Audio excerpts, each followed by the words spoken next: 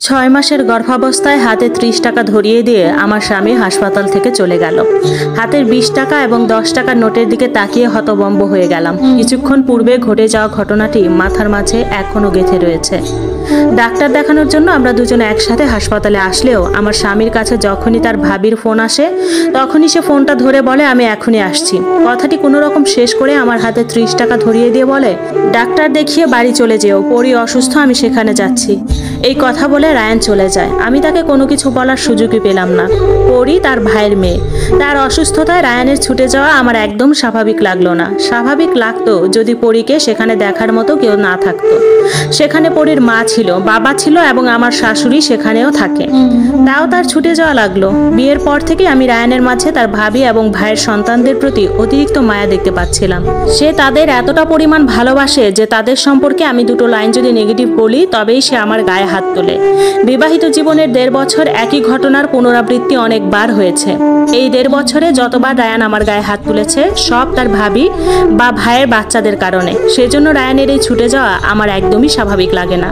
তাছাড়া সে যাবার সময় আমার হাতে মাত্র 30 টাকা দিয়ে গেছে, শুধুমাত্র গাড়ি ভাড়া। এখানে ডাক্তার যে ওষুধ দিতে পারে, টেস্ট দিতে পারে, সেটা যেন সে জানেই না। যদি এটা হতো যে তার কাছে টাকা নেই তাহলে আমি মেনে নিতাম, কিন্তু এমন নয়। তার কাছে যথেষ্ট টাকা রয়েছে, কিন্তু সে বরাবরই আমার প্রতি উদাসীন। এসব ভেবে একটি দীর্ঘশ্বাস ফেলে ডাক্তার না দেখিয়ে বাড়ির দিকে পা বাড়ালাম। রাস্তার পাশে ফুচকার দোকান দেখে খেতে খুব ইচ্ছা করছিল, কিন্তু খেতে পারলাম না, কারণ এখন ফুচকা খেলে হেঁটে যেতে হবে। এই অবস্থায় হাঁটতে চাচ্ছিলাম না, তাই নিজের ইচ্ছেকে দমিয়ে রেখে বাড়ি চলে আসলাম। রাত 12টার দিকে রায়ান বাড়ি ফেরে। সে বাড়ি ফিরতে আমি শান্ত গলায় বললাম, বাড়ি ফিরলে যে? পরি এত তাড়াতাড়ি সুস্থ হয়ে গেল, তাকে রেখে আসলে কষ্ট হচ্ছে না? আমার এই কথা শুনে রায়ান বিরক্ত হয়। সে বিরক্তি নিয়ে বলে, বাজে কথা বলো না তো, সব সময় ওদের হিংসা করো না তো, যখনই দেখি তখনই ওদের নিয়ে উল্টাপাল্টা কথা ভাবতে থাকো। আমি তখন বললাম, আমি উল্টাপাল্টা কথা ভাবছি নাকি তুমি ভাবতে বাধ্য করছো?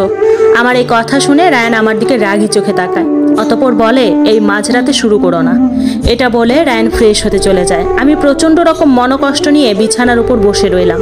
হাসপাতালে ওভাবে রায়ান আমাকে রেখে চলে যাওয়ায় আমি যতটা না কষ্ট পেয়েছিলাম তার চেয়ে বেশি কষ্ট পেয়েছি যখন শুনলাম পরির সামান্য একটু আঙ্গুল কেটেছে। ব্লেডের সাথে লেগে খুবই সামান্য একটু আঙ্গুল কেটেছে। শুধু তাই নয়, আঘাত এত সামান্য ছিল যে কয়েক ফোঁটা রক্ত শুধু ঝরেছে, আর যেটা একটা কাপড়ের টুকরো দিয়ে বেঁধে দেওয়ায় ঠিক হয়ে গেছে। এই সামান্য কারণে রায়ান আমাকে রেখে চলে গেল, আমার সন্তানের কথাও ভাবলো না। রায়ান ফ্রেশ হয়ে বের হতে আমি শান্ত গলায় বললাম, তোমার অনাগত সন্তানের প্রতি তোমার কোনো টান রয়েছে রায়ান?